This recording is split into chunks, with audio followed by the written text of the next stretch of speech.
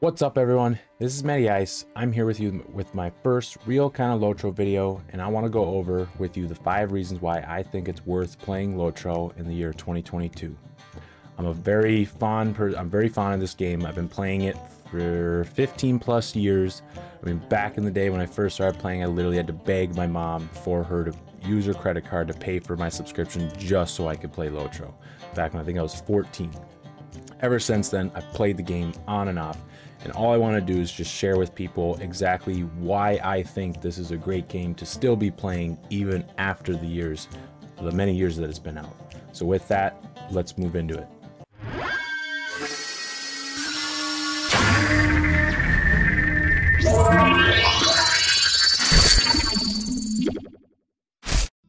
So one of my first reasons, so number 5, starting from number 5 to number 1, I think is that it's the best free-to-play model out there out of any game.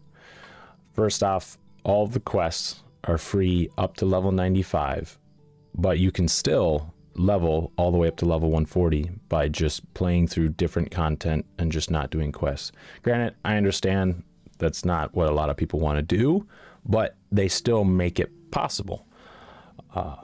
What they also do, what Standing Stone Games also does almost every year, the past 2 or 3 years, I think it's been, once they have a new expansion coming up, for a short period of time, for at least a month or so, they make almost all other past expansions free with a code redemption within the lotro store.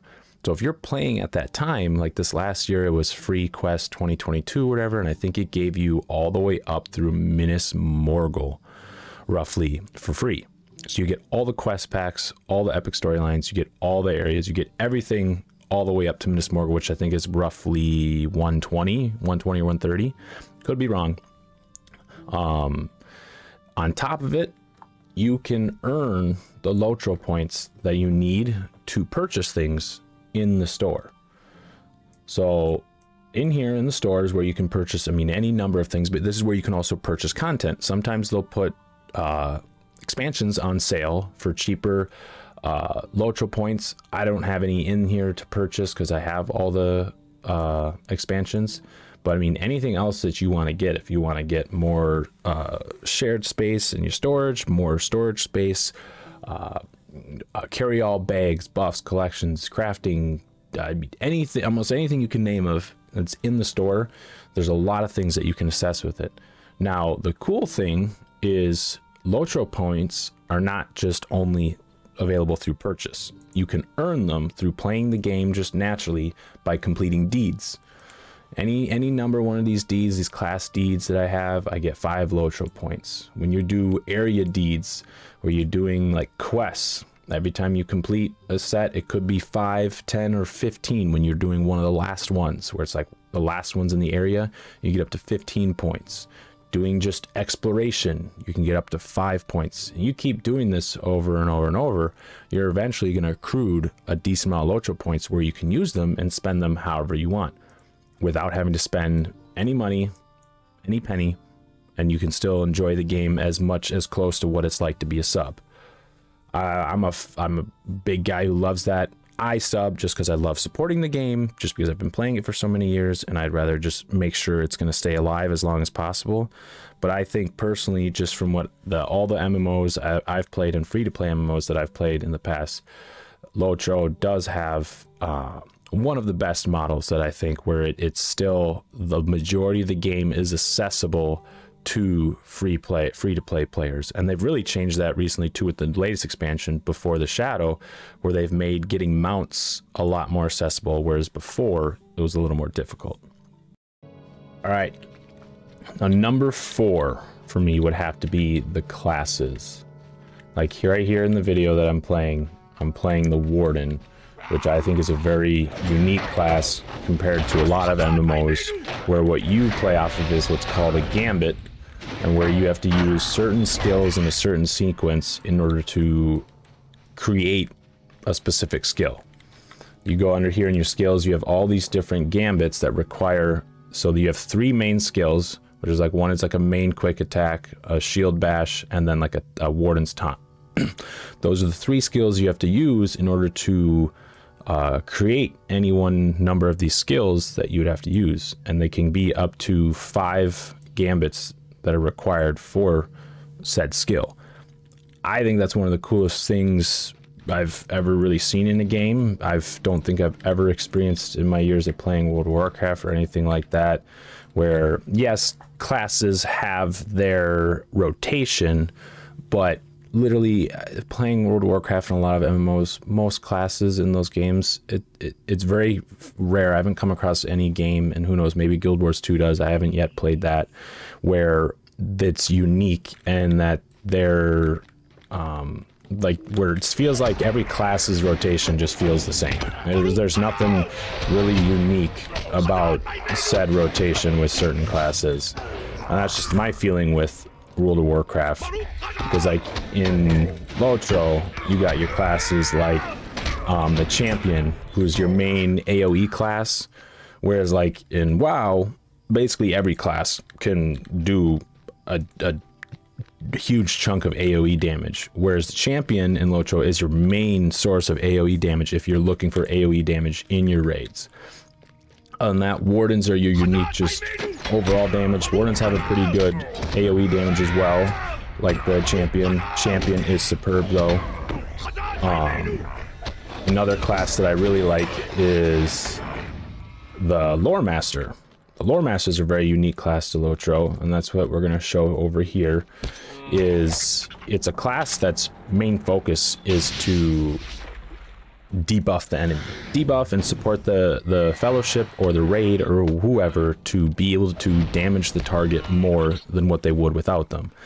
Same thing with like the captain class, except for the captain class can tank, it can do damage, and it can heal. It can be like a side heal. They can heal fellowships, and they can be like a partial heal in raids as well. But they're another class that's huge in supporting the overall fellowship in raid, that allows the fellowship raid to perform better than what they would without them. That's the one thing that I really love about lotro, is that they actually have support classes that actually are played and meant to be played as support classes, whereas in like World of Warcraft, you are strictly, it's just a baseline of you're a tank, you're a healer, or you're DPS, and that's the set all. So that's the one thing that I really love about lotro. It's just like I feel like they did really well with the overall uniqueness of each class, in my personal opinion. Number 3, cosmetics and housing. The big thing I love about this game, one, is obviously the housing and the cosmetics. The ability to just change the looks of your guy, and you have a whole list of cosmetic outfits that you can choose from, and you can have and change at any time if you want. And you can have up to 6 different ones, and even if you use the lotro points, which remember, we can also get from playing the game to unlock even more outfits. And all throughout the game, as you're playing through the epic quest line or quest lines, vendors from different factions, from gaining reputation and reputation items that you can barter for, you can unlock more cosmetics for your guy. And then with that, you have the housing. Right here is one of my kin's houses from another character. And you, all throughout this area, these are all housing cosmetic items, like the statue up there. You got the sculpture of a dragon. Everything here, this is all housing cosmetic items. Snowman, you know, it's very theme made right now, with it being Christmas almost. Right, so this is like the courtyard. You have the like tower or the model of Orthanc over there. And these are all things that you can obtain by playing the game. And this is like one of my favorite things, is just the how much you can, you know, make your house or your character just in general unique to you. You know, you have all of this. And like this is one of the new housings. I didn't purchase it, but I'm guessing the kin leader, whoever, this is one of the new housings that you actually have to pay in order to get. It's on an island off of the coast of Bephalis, which is down in Gondor. But there's also housing that you can afford without real money up in Eriador in either the Shire. You can have a Hobbit house. You have dwarf housing, underground dwarf housing up in Thorin's Hall. You also have the Breland homesteads, which is, you know, basic like man housing. And then there's also the housing in Rohan near Edoras up here in the Kingstead Meadows homesteads. They all have their own unique style based on the area and of which that it's placed. It's like I was saying, if you get a house in the Shire, it's going to be like a Hobbit house. Well, then like every house is different to where like this is a kinship house, so it's much larger. Oh, they got the doormat of marshmallows for your hot cocoa. And then inside, you know, it's all based on how you want to cosmetically set it up. That's right, it's loading in. That's one thing with the housing. It's not, it can be a little bit slow with loading in. So my guy's not exactly moving the greatest, but you have all this ability to customize everything in this house, as you can tell just by all of this loading in now finally. Like they have this entrance filled out pretty good.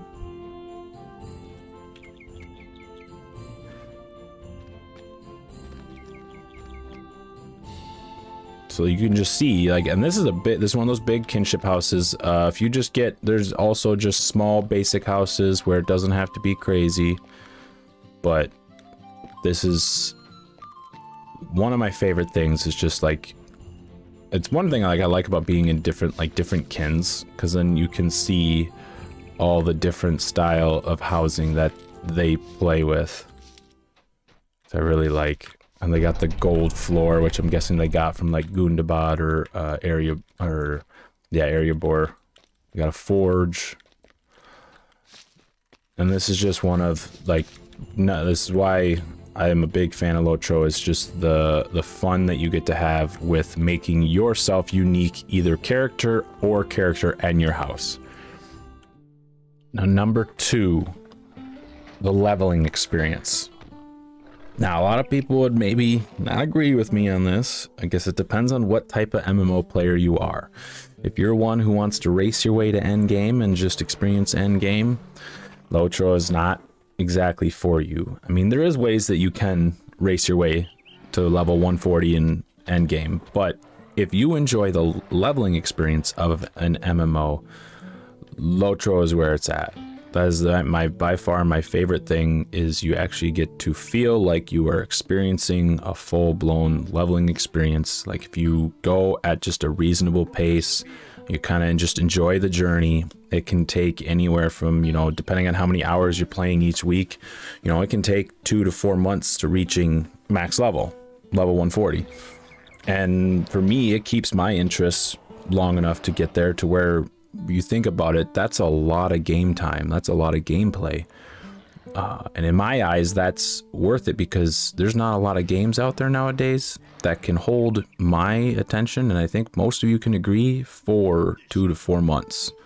Most games you play for a couple weeks. I mean, hell, a lot of AAA games nowadays you play for a little bit and then you're just bored and you're moving on to the next game. For me, lotro just hits that kick. And I just love it. As well as the big thing that I really love with the leveling experience is the crafting. The crafting is very useful, especially from like your levels 1 to kind of up to 80. Like crafting your own armor, crafting your own jewelry, crafting your own weapons. Weapons is only really good up to like level 45, because that's when you get your legendary weapons and legendary items.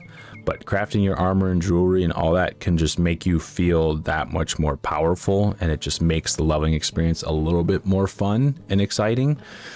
And then going on to what I kind of just talked about is those legendary weapons. The legendary weapons is a really fun thing that I think the changes that they've made, I know a lot of people, it was a little overwhelming, and it was a little kind of like intimidating, just because you're not sure, okay, I don't understand this system, it's new, it's different. But once you get the hang of it and you understand it, could it be a little bit better? Yeah, but I think it's better than what the old system was, where now you don't feel like you have to be crazy. You know, really, the last one you had to kind of, if you really wanted to get your legendary weapon maxed out without having to put in stupid amount of hours, you basically had to spend money. This way now it doesn't feel so much that way, and you don't, if your legendary weapon isn't completely maxed out, it's not like you're not going to be able to perform well enough to do group content at endgame. You won't be able to do the top tier, most challenging group content until you have it, you know, kind of capped out, but you can still enjoy the game and still enjoy yourself even if it's not, you don't have your legendary weapon fully topped out. Now lastly, number one, and I think a lot of people of this game who love this game would agree with me, is just how immersive it is. And I think this is the number one reason that a lot of people just love this game.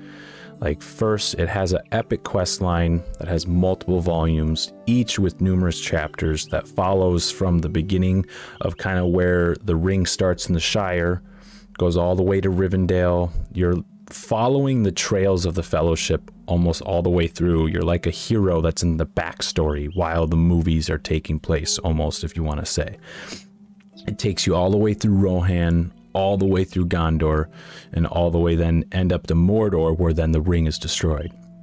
But even after that, they still continue a storyline with like the wedding of Aragorn and Arwen. And then after that, you take a story up to Erebor and up there where the legacy of the Durin and the dwarves. There's a lot of story that they keep going with that. All right, along with the epic quest line, you have this massive world and map where you have Eriador, Rohan, Rovanion, Gondor, Mordor. They don't have Rune or Harad yet, but within all of these, you have different areas that you also go down into. You got Minas Morgul, Mount Doom, and Rohan. You got the Edoras, the Sutcrofts, Norcrofts, Eastfold, Helm's Deep, Dunlin, Isengard. And then up in the Rovanion, you got Mirkwood, you got South Mirkwood, you got North Mirkwood, you got Dale, you got Erebor, you got Gundabad, you got Ered Mithrin, you got the Iron Hills. They got all these places, Lothlorien, Caras Galadhon, Mines of Moria. And then you go to Eriador, you got Bree, you got the Lonelands, you got North Downs, you got Evendim, Foreshell, Angmar, Trollshaws, Entmoors, Ered Luin. You can go to Thorn's Hall, you go to the Shire, you can go to the Party Tree, you go to the Hilltop. There's endless with the amounts of vast of land that is in this game. And I think too, there's a video or something out there where someone did it a while ago, and this even then isn't still from the furthest part of the map to the, like, from one end to the other, but from Thorin's Hall, which is at the very top north left corner, and then to Osgiliath, which is only right here in Gondor, so it's not even all the way to Mordor, just right here to Osgiliath, down here right by Minas Tirith. If you take a stable master with no swift travel, so stable master, you're riding a horse from a stable master with no swift travel all the way from there to Osgiliath, it takes 2 hours and 18 minutes to go all the way from the top left close to the bottom top right while using a horse. All right, if that doesn't show you how massive this map is, I'm not sure exactly what will, but that is a big reason why people love this game, is how huge the map is, and it just makes you feel like you are completely immersed in this world and in Middle Earth. And that's just one of the things that I just love so much. You also have all of these beautiful landscapes that you get to experience along the way, all of these beautiful cities that you experience along the way. Minas Tirith, Edoras, Helm's Deep, I mean, even just Bree. Bree is one of my favorite cities that I love being in. Thorin's Hall, Rivendell. Coming down the hill in Rivendell, all-time favorite memory of this game. All right. Along with that, you have kinships and festivals that you can do, you know, just meeting people through the kinships and having kinship events, or you just, you know, having fun with the festivals. And you got the hobnonigans that happens throughout the year. You got the spring festival. You got the anniversary event every year. The midsummer festival, the farmer's fair, harvest math festival, Durin's Day event. They even do a Durin's Day event. And then you have the Yuletide festival, which is what's going on right now because it's the end of the year and it's Christmas and it's the winter. All right, within all of these events, there's rewards and cosmetics and things that you can do, or you can do quests to obtain tokens that you can then obtain cosmetics and unique items and emotes and whatnot through these festivals. And lastly, but not least, with the immersiveness is just the group content that you can do all the way from leveling and into end game. Now, granted, is lotro a very populated game? Not quite like you would say World of Warcraft. Is it possible to still find groups? It is. It can be difficult, but it's still possible. Leveling is the challenging part to actually find a group, but at endgame, in the server that I'm on, I see in world chat every single day people are doing the daily raid that's going on at endgame right now, and then they just came out with the new 6-man instance that I see everybody doing, as well as the delving system is something that new that they just came out with, and that's something I'm seeing people doing as groups, as like 2-mans or 3-mans. So there's a lot of content for you to do with people, and there's even kins, like going back to kinships, that create like twinks where they cap out a group of characters at level 50 or 65, so that way they can do older content, so like older Shadows of Angmar content or Mines of Moria content or whatnot. And if you can find a kin like that, it's a fun kin to be part of. So with that, those are my 5 main reasons why I love lotro. I'm going to continue making videos, and there's a lot of stuff that I talked about in these videos that I want to go more in depth with, like classes, the legendary weapon system, the delving system, anything that could also help other people out there with the game. I want to go through those with more videos in the future. Other than that, thank you for watching, and I'll see you next time. Again, thank you so much, everyone. All the support is always appreciated. Please, if you can, it'd be really appreciated. Hit that subscribe button, hit that follow button. Also, leave a like, leave a comment, do anything, share this. The more you do it, it helps, and it's going to help me with my journey and really trying to share this game with all of you and grow a community and just create something big. I love you all, and thank you again. Hope you all have a wonderful day.